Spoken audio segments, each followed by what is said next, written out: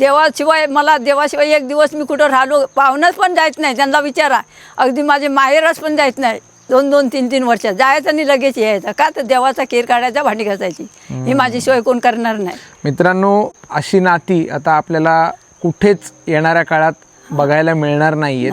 रक्ताची नाती नसून सुद्धा इतकं मन जोडलेली आहेत ह्या लोकांची. मला तर आपल्या आईसारखंच करतात आणि मी त्यांना मुलग्यासारखंच करतो. दिवसात 1-2 फोन त्यांचा असतातच. मला तर बोललं नाही माझे सांगितलं की मला पण कसं तरीच वाटते.